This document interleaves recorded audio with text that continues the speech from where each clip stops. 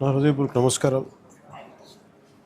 ప్రత్యేకించి NDA government form అయిన తర్వాత గౌరవ ముఖ్యమంత్రి చంద్రబాబు నాయుడు గారి నాయకత్వంలో నేను అటవీ శాఖ బాధ్యతలు తీసుకున్నాక, పర్యావరణ బాధ్యతలు తీసుకున్నాక ముందుగా రెడ్ శాండర్స్, ఎర్రచందనం స్మగ్లింగ్ ఒకటి ఇది నా దృష్టిలో ఉంది.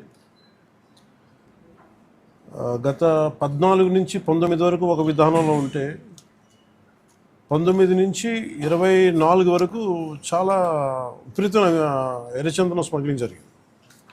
అంటే ఉదాహరణకి ఒక సంవత్సరం అటు ఇటుగా, అంటే ఇది మీ దృష్టికి తీసుకురావడానికి, పొద్దున డిపోలోకి వెళ్తే నేను అక్కడ ఉన్నది దాదాపు 2,60,60,000 దుంగలు ఉన్నాయి, ఎర్రచందనం దుంగలు. అంటే కనీసం 2 దుంగలైనా కలిపి ఒక చెట్టు అనుకుంటే ఈ 6 సంవత్సరాల్లో 5-6 సంవత్సరాల్లో 1,30,000 ఎర్రచందనం చెట్లు అడ్డగోలుగా నరికేశారు. ఇది మనకి ఆన్ రికార్డు మనకు ఉంది ఇప్పుడు. సో నేను మిగతా అధికారులందరితో మాట్లాడుతున్నప్పుడు దీని విలువ ఎంత ఉండొచ్చు అంటే, యాజ్ ఆన్ నౌ మార్కెట్లో ఇప్పుడున్న 40 లక్షల టన్ను అనుకుంటే, మెట్రిక్ టన్ అనుకుంటే, దాదాపు 2,000 కోట్ల నుంచి 5,000 కోట్లు ఇప్పుడు మనకు ఉన్నది. అసలు ఇది పట్టుకున్నది ఎంత ఉంటుంది అంటే, దీనికి కనీసం 2 నుంచి 3 దాకా ఉంటుంది అనేది ఒక అంచనా కింద మన అధికారులు చెప్తా ఉన్నారు. సో దీన్ని బట్టి మీరు అర్థం చేసుకోవచ్చు, ఒక క్లోజ్ టు ఒక 8,000 to 10,000 crores వర్త్ ఎర్రచందనం ఇక్కడ స్మగ్లింగ్ చేయబడింది. సో నేను ఛార్జ్ తీసుకున్న తర్వాత ముందస్తుగా ఏం చేసాం, ఏంటి ఇష్యూస్ ఉన్నాయంటే, మేము కర్ణాటక రాష్ట్రానికి వెళ్ళి మాట్లాడుతున్నప్పుడు, అంటే ఎంత అలసత్వంతో ఉన్నాం అని చెప్పడానికి 140 కోట్ల ఎర్రచందనం దొంగలు కర్ణాటక అటవీ శాఖ అధికారులు స్వాధీనం చేసుకున్నారు. దాన్ని వాళ్ళు అమ్మేశారు. అది నేను కుంకి ఏనుగుల కోసం వెళ్ళి వాళ్ళతో ఇంటరాక్షన్లో వాళ్ళు థ్యాంక్స్ చెప్తున్నాను, మీకు థ్యాంక్స్ చెప్పాలి, మాకు మీ వల్ల మాకు 140 కోట్లు మా అటవీ శాఖకి వచ్చినాయి అని. ఏంటి వచ్చినాయి అంటే, మీరు కొట్టేసిన ఎర్రచందనం, మీ స్మగ్లర్లు కొట్టేసిన ఎర్రచందనం దొంగలు మేము ఇక్కడ పట్టుకుని దాన్ని వేలం పాటలు అమ్మేసి మాకు 140 కోట్లు వచ్చిందని.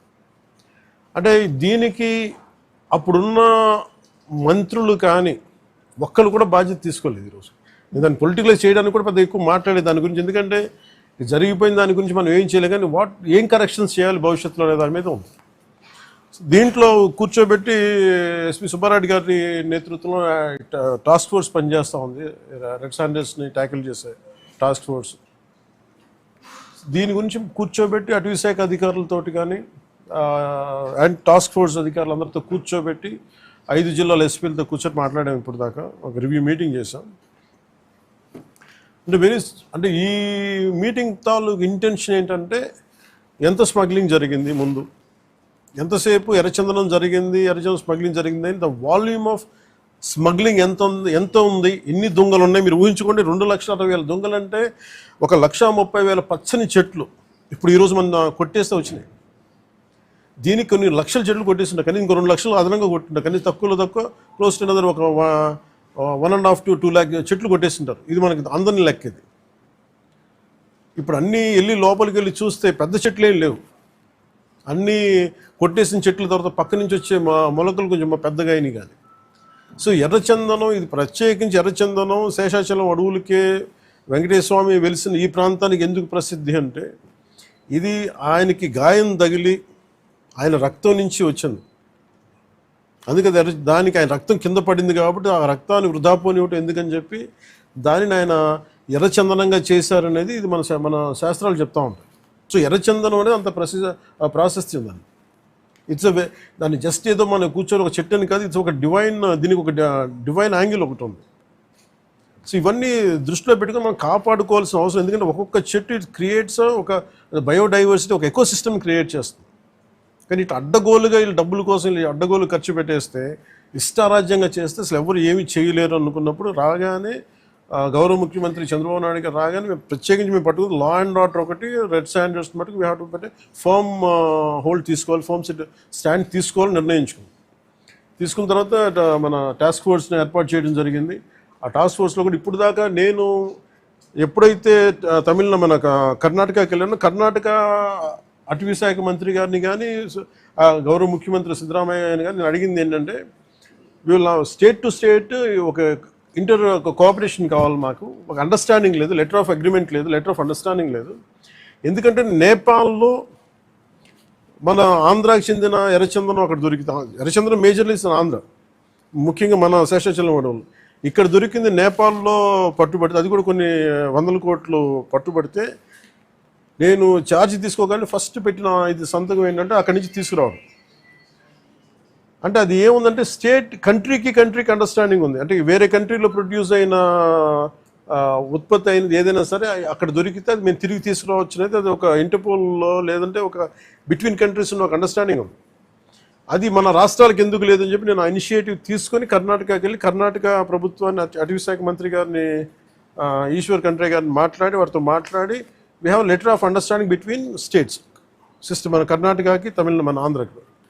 అలాగే మనకి భూపేంద్ర యాదవ్ గారి దగ్గరికి వాళ్ళకి ఏం చెప్పారంటే ఇది మీరు అన్ని స్టేట్స్కి మీరు అప్లై చేయండి మీరు అని ఆ రోజు కోరితే, తర్వాత రిపీటెడ్ మీటింగ్స్ జరిగినాయి, 2-3 మీటింగ్స్ జరిగినాయి, 5 మీటింగ్స్ తర్వాత నౌ అగ్రిమెంట్ అంటే ఏ స్టేట్లో ఆంధ్రప్రదేశ్ తాలూకు ఎర్రచందనం దొరికినా కానీ మనకి ఆ స్టేట్ మనకు తిరిగి అప్పగించేస్తుంది. అది ఎన్డీఏ ప్రభుత్వం తీసుకొచ్చిన ఇనిషియేటివ్. సో దాని ద్వారా ఎస్పీ గారు తన టాస్క్ ఫోర్స్ నిపించి ఎంతమందిని సార్ మనం can you give the details? లేదు అంటే మిగతా రాష్ట్రాల్లో ఎంత పట్టుకున్నాం కదా, ఒక కిన్ని కేసులు క్లోజ్ టు రీసెంట్గా సార్ గుజరాత్ రాష్ట్రము, తర్వాత ఢిల్లీ, కర్ణాటక, తమిళనాడు రాష్ట్రాల నుంచి దాదాపుగా ఈచ్ రాష్ట్రం నుంచి 4 to 5 tons ఆఫ్ ఎర్రచందనాన్ని మనం సీజ్ చేసి మళ్ళీ వెనక్కి తీసుకురావడం జరిగింది సార్. దాదాపు ఒక 30-40 crores ఉంటుంది కదా, 25 to 30 crores ఉంటుంది. At the same time 149 persons other state offenders అందరినీ కూడా ఎన్బిడబ్ల్యూసి ఎగ్జిక్యూట్ చేసి అరెస్ట్ చేయడం జరిగింది సార్. తర్వాత ఈ మధ్యకాలంలో మనం టాస్క్ ఫోర్స్ 83% కన్విక్షన్ని మనం రీచ్ అవ్వడం జరిగింది సార్. అలాగే ప్రత్యేకించి ఉమ్మడి కడప జిల్లా ముఖ్యంగా 2-3 జోన్స్లో చాలా విపరీతంగా జరుగుతుంది. అంటే అది చాలా అసలు విలువైన వుడ్, అది అసలు ఆ సిస్టమ్ అంతా ఆ అడవికి చాలా అవసరం. అది ఒకటి నేను గవర్నమెంట్ మన డిపార్ట్మెంట్ ఫారెస్ట్ డిపార్ట్మెంట్ అధికారులతో కూడా చెప్పింది ఏంటంటే మొన్న రివ్యూ మీటింగ్లో కూడా ప్రత్యేకించి పేషి నుంచి నేను మాట్లాడుతుంది, ఎర్రచందనం ఏదన్నా సరే మిగతా అవసరాలకు కావాలంటే తోటల్లో పెంచుకోవచ్చు, ఫామ్స్లో పెంచుకోవచ్చు, మేబీ అది వాళ్ళు వాడుకోవచ్చే, కానీ ఇది మటుకు ఈ అడవులకే పరిమితం అయి ఉండాలి. ఎందుకంటే ఈ ఎకో సిస్టమ్ని, ఈ బయోడైవర్సిటీని కాపాడేది మొక్క. సో అందుకని దీని మీద ప్రత్యేకించి మేము శ్రద్ధ తీసుకుంటా ఉన్నాం. ఈ ప్రత్యేకించి ఈ మీడియా మీకు ఈ మీడియా సమావేశం నుంచి నేను చెప్పదలుచుకుంది ఏంటంటే to all the red sanders smugglers, 4 king పిన్స్ని ఐడెంటిఫై చేశారు. వాళ్ళని ఎలా పట్టుకోవాలి, ఏం తీసుకురావాలంటే దాని మీద చెప్పే కాదు కాబట్టి అవి టాస్క్ ఫోర్స్ కానీ state police and with the help of forest department దాన్ని తీసుకెళ్తారు ముందుకి. కానీ రెడ్ శాండర్స్ ఇది వెంకటేశ్వర స్వామి గాయం నుంచి పుట్టిన చెట్టు. ఇది సెంటిమెంటల్గా దయచేసి దీన్ని శేషాచలం అడుగుల్లోని ఎర్రచందనాన్ని దయచేసి ఎవరు కొనగండి. That's my first appeal. 2, ఎవరైనా సరే ఉపాధి లేక మీకు ఏదైనా కొట్టేస్తుంటే కన్సర్న్ కలెక్టర్ దగ్గరికి వెళ్ళండి, లేదా కన్సర్న్ లీడర్స్ దగ్గరికి వెళ్ళండి. స్థానికంగా ఇక్కడ ఎవరన్నా కూర్చోబెట్టి సహాయపడి దానికి ఏదైనా ఆల్టర్నేట్ ఎంప్లాయ్మెంట్ చేస్తాం తప్ప దయచేసి మీరు ఎర్రచందనం చెట్లలో నరికివేతలు మీరు పాల్గొనకండి. అలాగే మిగతా రాష్ట్రాల నుంచి వచ్చే వాళ్ళకు కూడా ఒక అవేర్నెస్ క్యాంపెయిన్ స్టార్ట్ చేస్తాం, తమిళనాడులో కానీ మిగతా చోట్ల నుంచి కానీ. ఆ క్యాంపెయిన్లో కూడా దయచేసి మీరు ఇక్కడికి వచ్చి దీన్ని మీరు కేసులో ఇరుకోవద్దు, అది చాలా ఫామ్గా చెప్తా ఉన్నాం. ఎడ్యుకేట్ చేస్తాం, అవేర్నెస్ ప్రోగ్రామ్స్ ఇస్తూ ఉన్నాం, ఇవన్నీ. అలాగే నేను అడుగుతున్నా, it's also create law and order problems. అది ఎలా చేస్తున్నారంటే వీళ్ళు నరికి దొంగలు తీసుకెళ్ళిపోతున్నప్పుడు వీళ్ళని ఆపాలనుకున్నప్పుడు వీళ్ళు లైసెన్స్ ప్లేట్ లేని కార్లు కావచ్చు, లేదంటే అసలు ఇంజిన్లో కూడా చాసెస్ మీద నెంబర్లు చెడిపేసి దొంగతనం చేసిన కార్లు, అది ఒక చాలా క్రమబద్ధీకరణతో జరుగుతుంది, చాలా మెథాడికల్గా జరుగుతుంది. సో వీళ్ళకి మేమేం చేసుకున్నామంటే 1 సింపుల్ వార్నింగ్ అందరికీ ఇస్తుంది, ముఖ్యంగా రెడ్ శాండర్స్ అందరికీ కూడా. రెడ్ శాండర్స్ని ఎవరైతే సపోర్ట్ చేస్తున్నారో, మీరు స్మగ్లర్స్ కావచ్చు, కొట్టేసే వాళ్ళు కావచ్చు, కింగ్ పిన్స్ కావచ్చు, it's a very firm warning to you all.